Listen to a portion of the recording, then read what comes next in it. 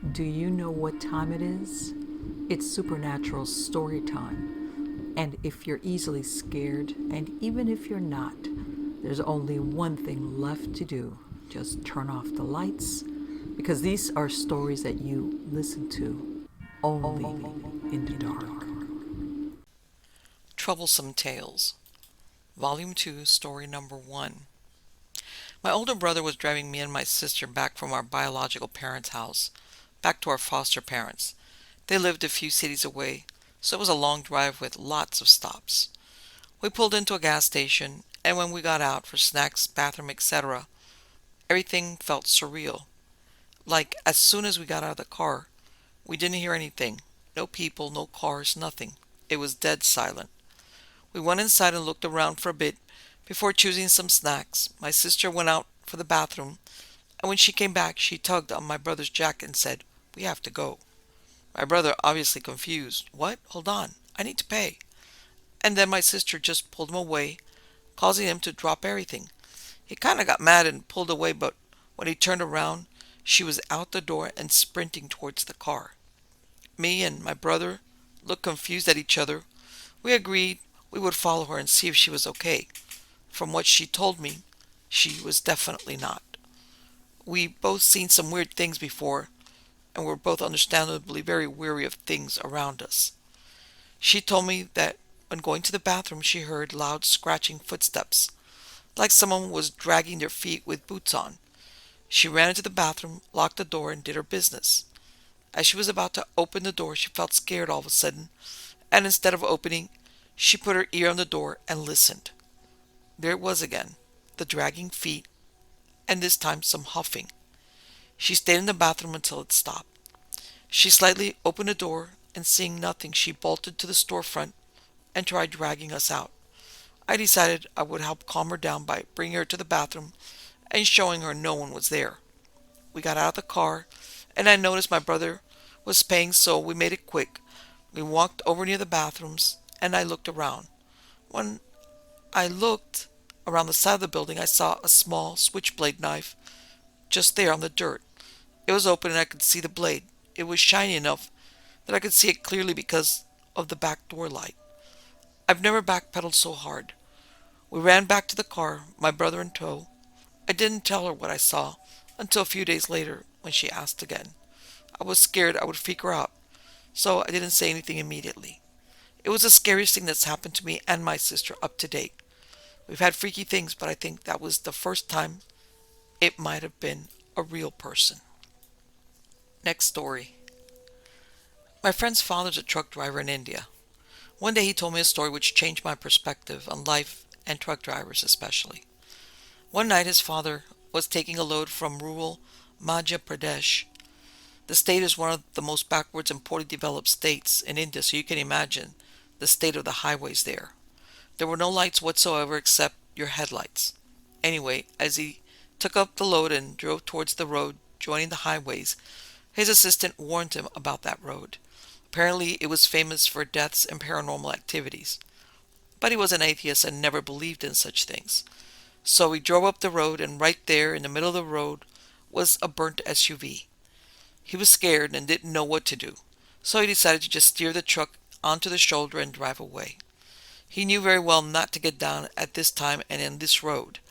At this point, the assistant got very afraid and started cursing and shouting and praying.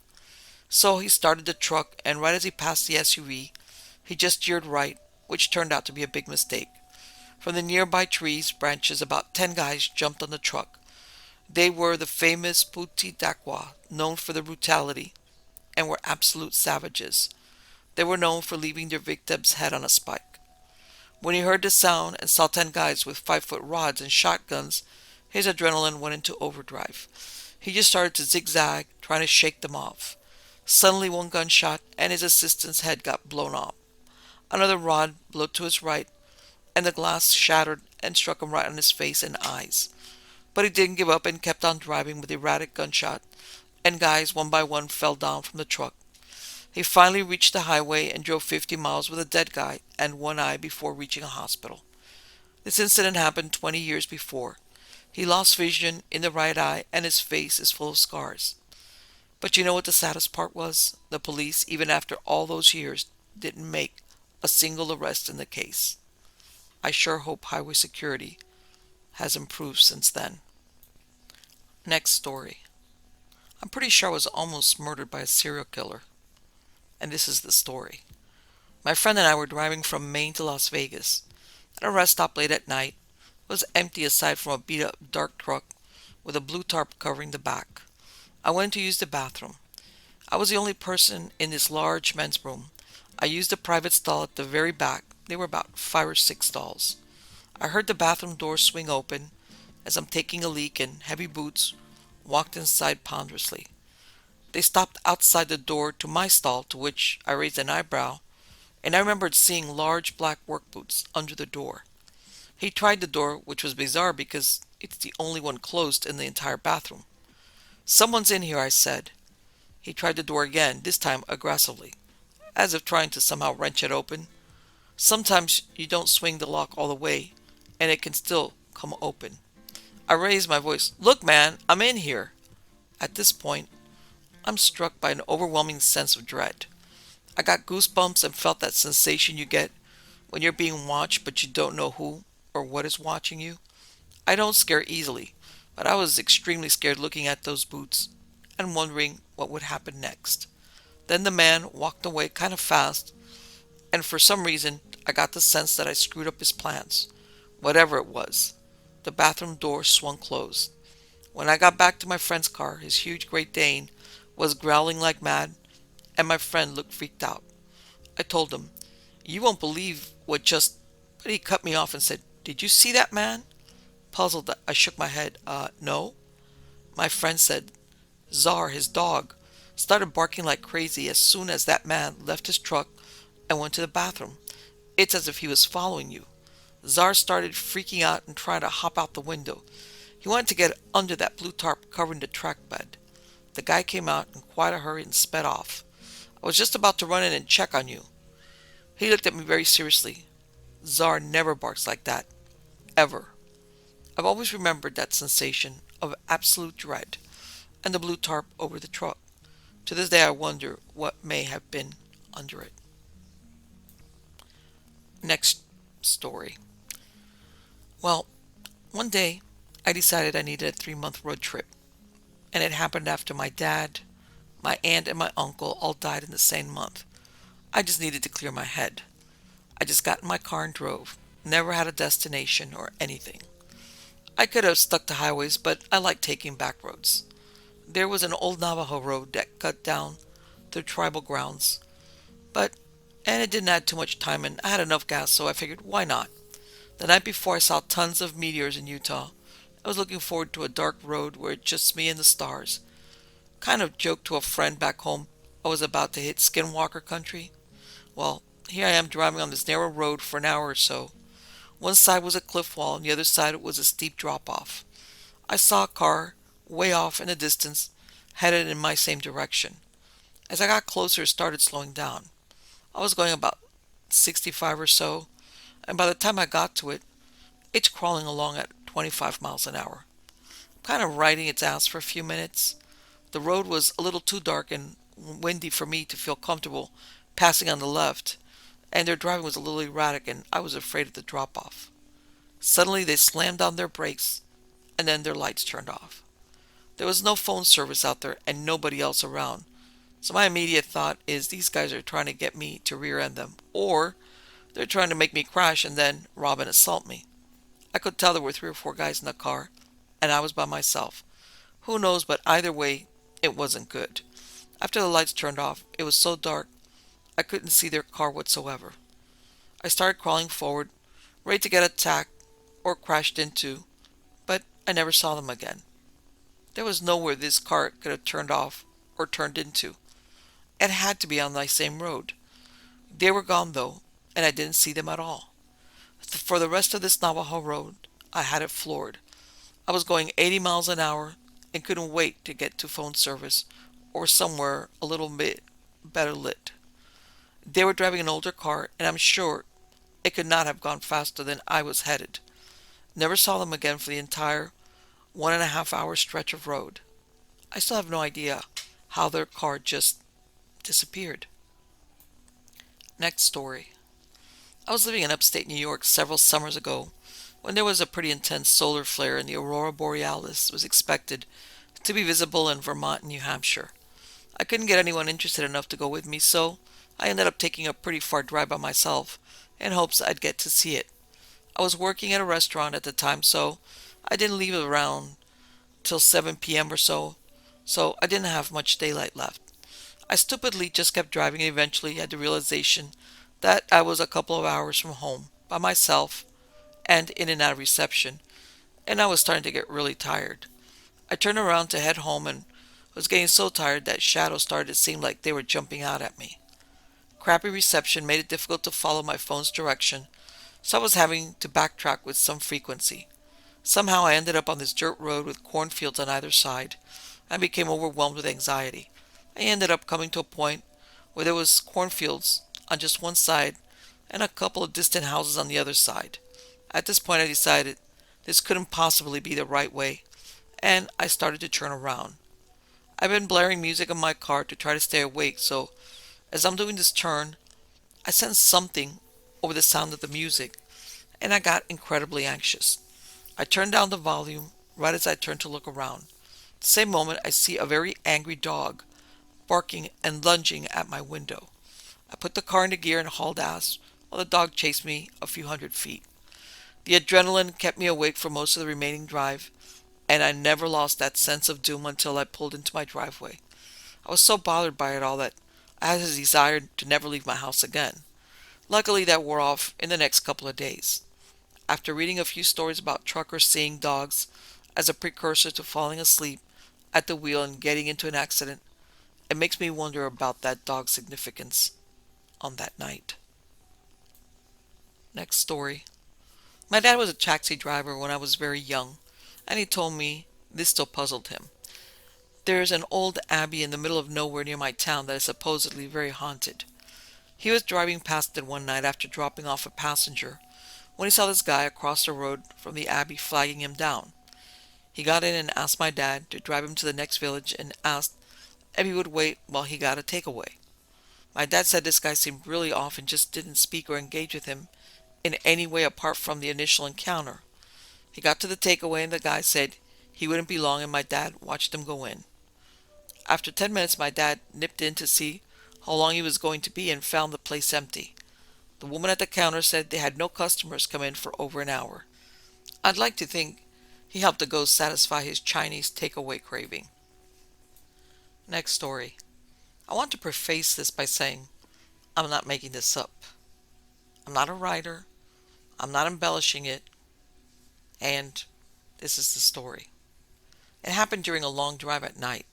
About 14 years ago, 4 friends and I decided to drive out to Weatherford, Texas to look at some new Hondas at a dealership after they had closed because we were stupid high school kids and apparently didn't understand the concept of trespassing. The ringleader of our group of friends drove us in his '96 Honda Civic. We took 730 south towards 180. Around 20 minutes into the drive with no lights, houses, or other vehicles in sight, his CD player turned off mid-song. No one touched it, and he didn't have controls on his steering wheel. We all thought it was weird, but nothing paranormal. He turned it back on and we completed the drive. After looking at the cars, the dealership was basically off the highway. We left to head back to our hometown. We ended up taking the reverse route back, this time north up 730. We started joking about the possibility of aliens and what if that was what caused the CD player to turn off. About 2 minutes later, and around the same spot as before, it happened again. This time it went from music to static. At the same time, again, I'm not making this up, a black human-shaped figure materialized out of one of the bushes by the highway and walked into the road in front of our car. I remember the light from our headlights illuminating the space around the figure, but not the figure itself, like it was absorbing the light. There was no shadow that I could see. This was not a guy in a body morph suit. It was like looking at a two-dimensional cartoon of the blackest color you can imagine, and it was reaching its arms out to us. We were going about 55, maybe 60 miles an hour We had to swerve to avoid it. I remember as we passed it that it had no distinguishing features. No face, no fingers, no clothing, no shape, like a nose protrusion or chin, other than a dark void. We all screamed at the top of our lungs. We almost completely went off the road. After our driver regained control, we sped off as fast as his car could go, carrying 5 people. We had to calm him down so we wouldn't wreck. We were all freaking out, asking each other what the others saw to verify that it wasn't a hallucination. We all saw it. We all had the same experience. When we got back to our town, we were all kind of just in shock and don't know what to say or how to explain it to anyone, or even if we should. There were no reports of anything similar, people having the same encounter on the news, nor were there any reports of a body turning up in the area, or a homeless guy harassing people, or really anything. I'd forgotten about that incident for many years, until a few months ago, when I was hanging out with one of my friends who was there. I asked him if he remembered that night. He does. Still has no idea what it is, though. Next story.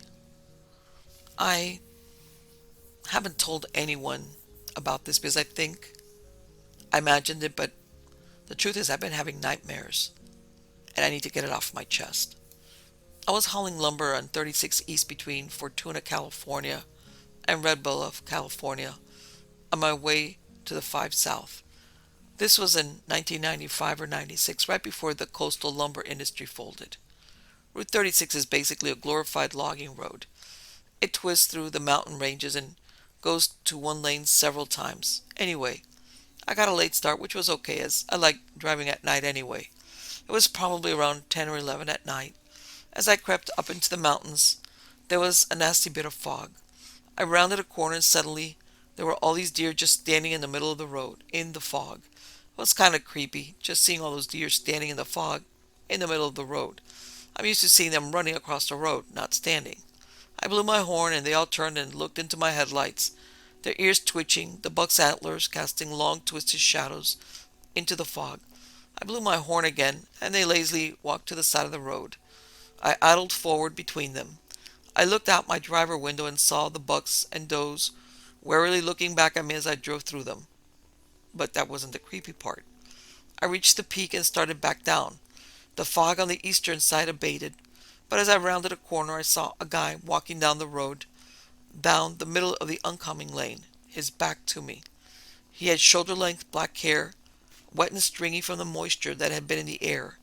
He wore a faded blue wool-lined jean jacket, hands in pockets, and darker jean pants.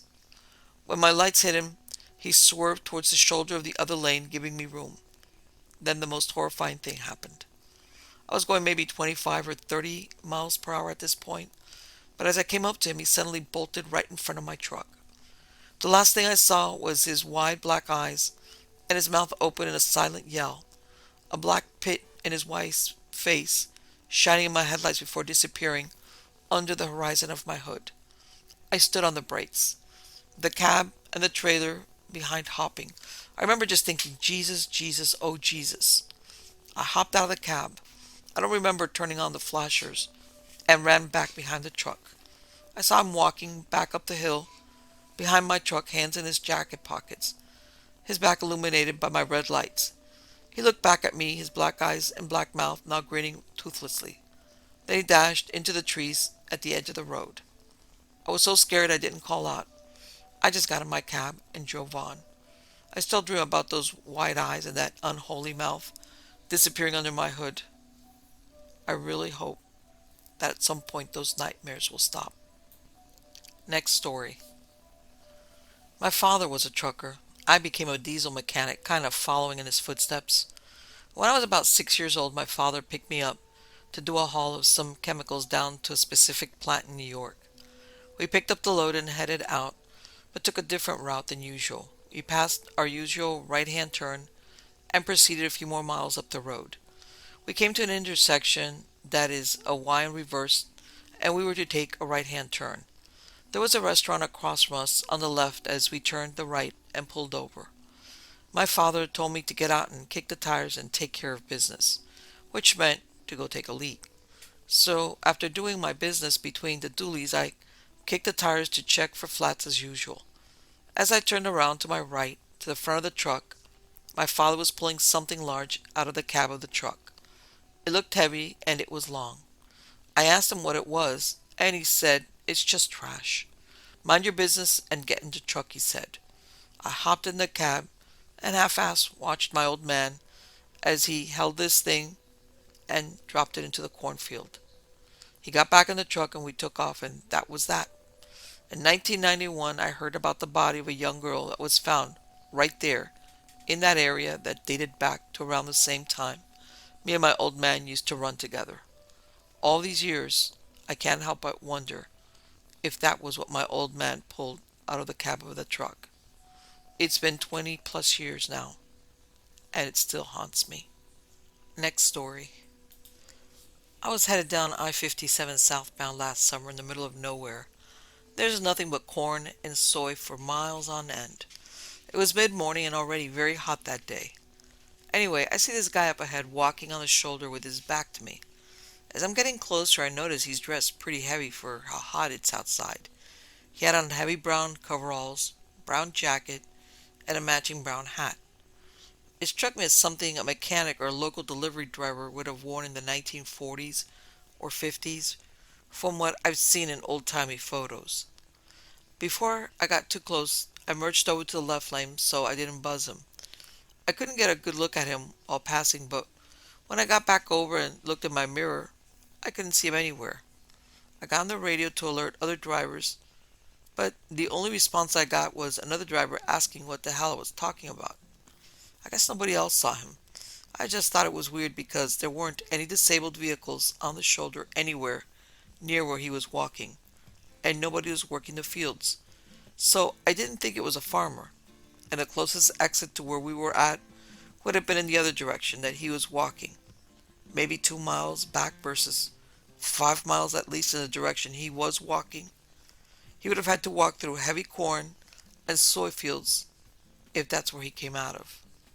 I guess someone could have kicked him out of their car and left him there, but there's no way he could have made it very far dressed like it was with winter, but in truth it was pretty hot. And he wasn't carrying anything with him. I still don't know what to make of it. Just plain weird. Next story. Well, I'm not really convinced this was a hallucination because it was witnessed by two other people. I was about 16 or 17. I'd been at a party with my girlfriend and her friend. We left the party around 1 a.m. or so, and I was sober. The other two were a little buzzed. We were all joking around and talking, driving this old winding back road of rural Maine. We came around the corner by a little cemetery, and there's this tall, thin woman in what looked like a gown or long, thin coat standing on the shoulder of our lane, facing us head on. We all shut up and just drove past in silence. None of us could come up with a reasonable explanation for what we saw. To make it even more odd, it was midwinter. I've seen people a couple of times who were out on the roads like that, late at night, early in the morning, walking somewhere, kicked out of the house, walking to work, whatever. But this was one I believe was a glimpse beyond the veil, so to speak. There was another time I saw two guys in tank tops and shorts late at night who looked like they were from the 1980s walking along a cemetery wall that is on a very curvy road. The catch was that it was the middle of winter and there was snow filling up the ditch that they were walking on. They should have been knee deep and freezing. I turned around the first chance and they were gone. This cemetery wall is really long and tall, and there's nothing on the other side of the road, so they should have still been walking. A lot of people have died on the curves racing cars there. It's pretty wild. It's Lexington Road behind Cave Hill Cemetery in Louisville, Kentucky, if anyone's interested. Next story. This was about 20 years or so ago. My parents were hauling garbage on those walking floor trailers to a landfill in Pennsylvania. They arrived right at closing time, so they decided to sleep at a dirt road right before the base of the landfill. Everything went fine till around 1 or 2 a.m., where they woke up to the sound of people walking around the truck And when they felt someone climbing up on the truck, my father got up and checked. Nothing. So they went back to sleep. An hour later, similar thing happened.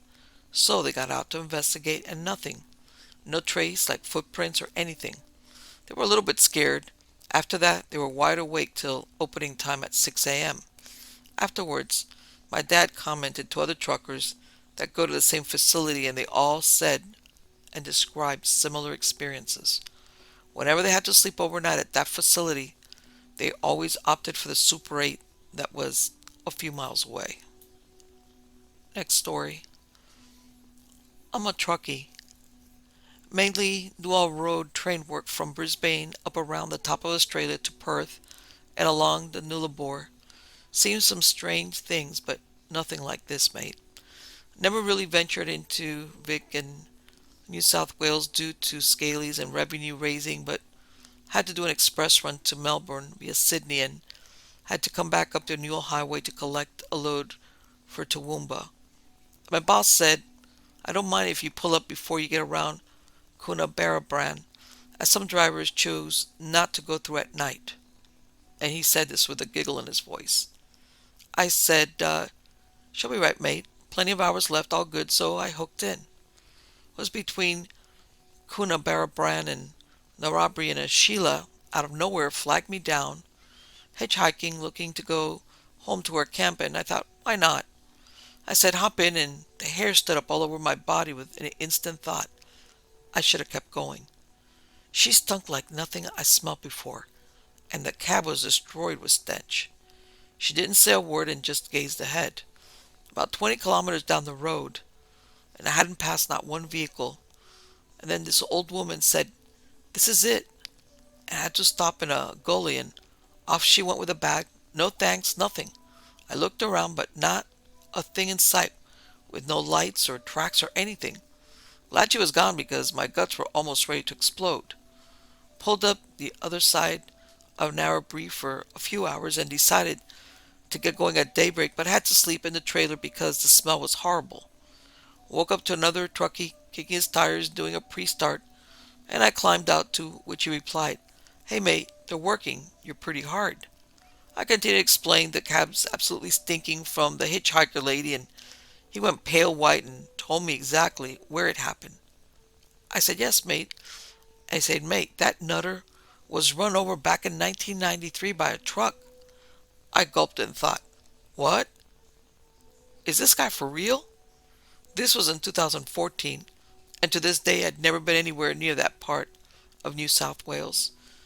Pelaga Princess is real for sure. I told the boss and he laughed and said there's coldies in the fridge, so hurry up. He showed me the camera and the truck. We showed the passenger door open by itself and closed by itself. And I'm looking across talking, but no one's in the video. Just thin air. Next story. I was at this rest area in I-90 West in Montana before you get to the Idaho border. I started my day really early at 2 a.m. because I wanted to find parking in Portland, Oregon, early enough to see my family. I stopped to go to the bathroom at the rest area and checked a strap that had come loose and was flopping in my mirror. I hopped out, fixed my strap, and walked inside. I felt wide awake that morning, so I was very awake and not groggy. Well, this place, it's up in the mountains, and it smells from anything resembling civilization, and it's a chilly early spring morning. The rest area has lights on that can be seen through the windows. There's only one truck in this rest area with their curtains pulled, and no cars to be seen. As most, there might be one other person here at the rest area, but he's probably asleep. The area was unusual in the fact that it's 8 individual private bathrooms that surround the perimeter of the larger common area instead of the typical one large bathroom area you typically see. Anyway, as soon as I started walking towards the rest area door, I felt a chill and it kept feeling colder as I walked towards the door. I looked down at the curb to step up to it, and I look back up towards the rest area and I see a shadowy figure in the glass door of the rest area disappear off to the side of the window out of view. I remember thinking, that's odd. This lone guy in the truck must have gotten up to use the restroom and I just saw his reflection in the window. I noticed as I got right up near the building that the snow was mostly melted all around the area surrounding the rest area, but the snow near the building looked mostly unmelted. Also odd, but whatever. I gotta use the bathroom. I opened the door, stepped inside. The place was very quiet, so much so that you could hear a pin drop. I picked one of the men's bathrooms and locked the door behind me. I walked up to the urinal and started doing my business. Just as I started to urinate, someone tugged the door handle behind me to see if it was locked. I've literally been in the bathroom for maybe 5 seconds. At this point, all the hair on my neck stood up. I didn't hear any footsteps outside or anyone coming in or out of that entrance door. Just as I was almost done at the urinal, I hear rattling outside in the common area that sounded almost like a janitor rolling a cart around. I stopped momentarily to listen, and then, all of a sudden, the toilets start flushing in every different bathroom at the same time. Literally, as soon as one toilet would finish flushing, the one in the next bathroom would go off. I looked over at the toilet expecting to see a malfunctioning auto flush toilet, but they're all old school manual flush handles. My blood immediately ran cold because I was finally starting to grasp what was happening. I reached my hand out to grab the door handle. The flushing immediately stopped and it was dead quiet once again. My hand was visibly shaking at this point as I flipped the lock open and quickly peeked my head into the common area. Nobody was there. I didn't believe in ghosts up until that day, so I wanted a rational explanation for what I just experienced. So I went looking in all the stalls. Since they're all indicating they're vacant, I literally verified that not a single soul was there, and my blood ran cold against my chest because I knew for certain that the only explanation was because of a poltergeist or some type of paranormal activity. Spook, I exited the rest area in a fast walk. As I went underneath the second street light, it shut off. Now keep in mind that it's still completely dark outside, and it shouldn't be automatically turning off at this hour. I took off sprinting back to my truck and jumped into the driver's seat. I sat there just stupefied by what just happened for a few minutes, looking at the rest area to see if I could catch a glimpse of the ghost or someone hiding, messing with me. But there was nothing. Another trucker pulled in next to me. He got out of the truck, went inside the rest area. I waited to see what happened. He disappeared into a stall for a minute and came out. I could see in the window that he looked around like I was, and he took some glance over his shoulder as he walked back towards his truck. I rolled my window down and waved him over to my truck to talk to him. I asked him if he saw anything unusual in there. "Were you in there messing with the toilets?" was his response. I shook my head. No. We both kind of gave each other the what the, you know what look, and both hauled ass out of there.